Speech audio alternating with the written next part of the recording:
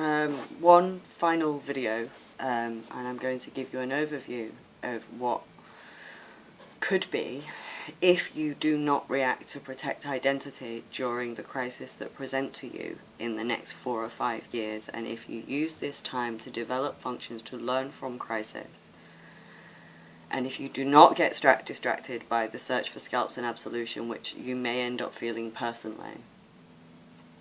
I'm going to explain to you what's on the other side of that.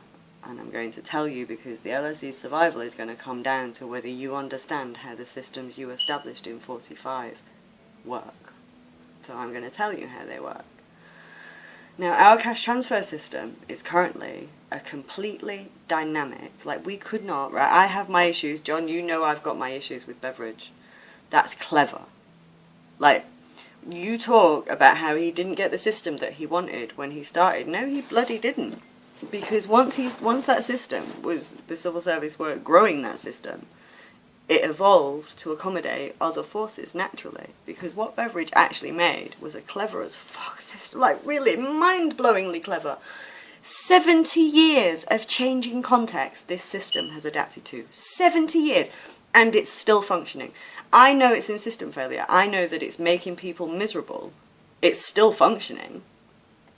And the biggest problem that you've got with it now is that you can't use any of the other functions that it has, all the brilliant functions that this system has, that you don't even need to reinvent the wheel for, you can't use because abusive relations and normal relations cannot coexist. And while that institution is behaving abusively, it can't do anything else. Can't help anybody with anything. Now, I've worked at the DWP. Within those offices, you have a mass of experience, by the way. You have an understanding of the labour market, you have an understanding of inequality, you have an understanding of the evolving rule of law, of the role in civil service institutions. You have an institution that evolves naturally and has managed to accommodate every shift that economists have been terrified of. Well, if economists want to understand the shifts that they've missed, they don't have to go digging anymore because they can look at these institutions. Our cash transfer system has evolved naturally, completely naturally, to reflect a dynamic map of the labour market, the motherhood pay penalty, the duties to children. It gives you a record of low wages, of housing costs, of everything. This is a remarkable tool. This is like the most efficient, most directable thing that you could imagine. And do you know why we don't use it? Because you can't see the data. Thomas Piketty picked one stream of data because you've been looking at models that are a reflection of your own identity. You can't see it. So once you have stopped protecting identity, you will be able to see that data.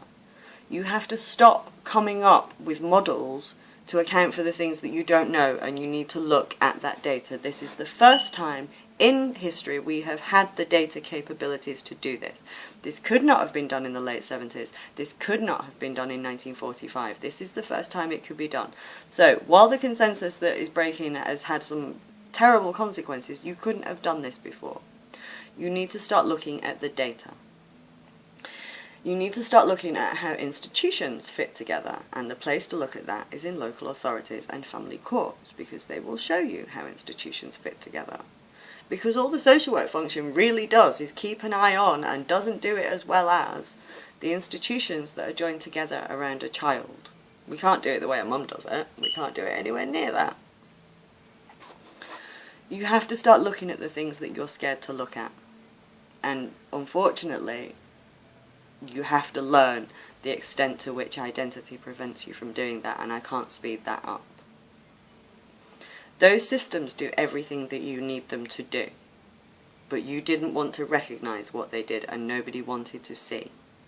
You don't need to reinvent the wheel. These systems have evolved naturally. The rule of law will tell you what these systems do. You now need to use the crisis where these systems break down to teach yourself what they do, and those crises will give you that information forcefully. I don't really, the rest of the videos in this playlist won't be directed to you. I hope that they have been taken in the spirit that they're intended. I generally am of the opinion, because I can often see crisis before other people, and I'm generally of the opinion that I should shut up, because you can't speed things up. When it's about power relations, there's nothing you can do by intervening. You have to just let nature take its course. But unfortunately, right now, nature taking its course means that Brexit is about to happen. Our opposition are locked in an identity crisis and behaving ever more dangerously. Our government are... wow. Just wow.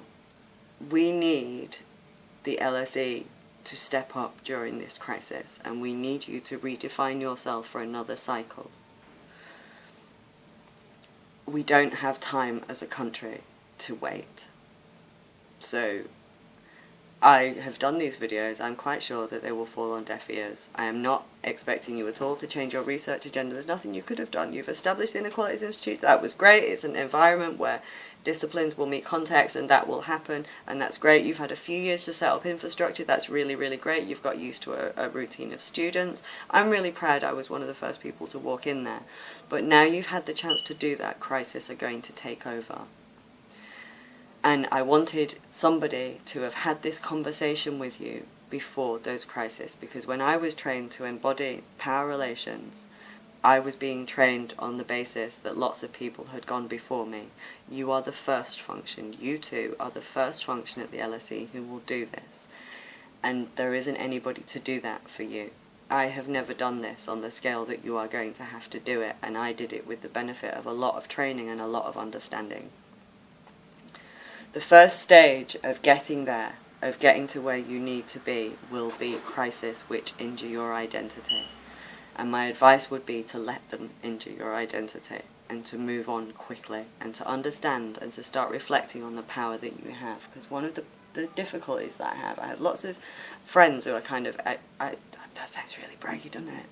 I have various people that I know in various positions where they have power, and the way that they have coped with that over the years is you tell yourself you don't have power. You do have power. You are now embodying the tensions for an inequality crisis that's going to throw the UK over a cliff, could sink the LSE. And you embody those tensions, and you have to know that before crisis come to you. And you are going to be given the opportunity to develop the functions that allows the LSE to transition this crisis and establish another.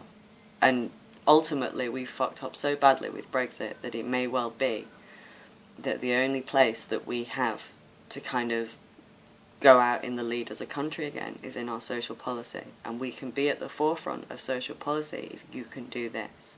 But right now, we have an entire policy-making culture who don't even know how these institutions work. And I'm not saying this to be rude to you, I'm saying that because it's just taken me months since graduation I have had to accept that I spent my graduation at PIP Tribunal. I think. No, was that my graduation? I am one of the LSE alumni now, but I occupy 3 positions. I am a looked after child, which means that it is in my interest to make sure that these duties are consolidated. I'm a lone parent, which means that I have just been the victim of policy which has tried to undermine the rule of law for me. And I am also LSE alumni at the point in time where you are going to be faced with the fact that this is the end of the post-war settlement. And so as somebody who embodies all those 3 functions, I have attended the LSE, I have graduated from the LSE, I have my degree over there in an envelope somewhere, and this is me reciprocating to you, and this is me forcing the LSE by establishing that connection myself. You can't undo what I've just done. You can't undo these videos. You can't undo my attendance. You wouldn't want to because you like me. But I have done that, so you can't undo it, and that's what these videos are doing.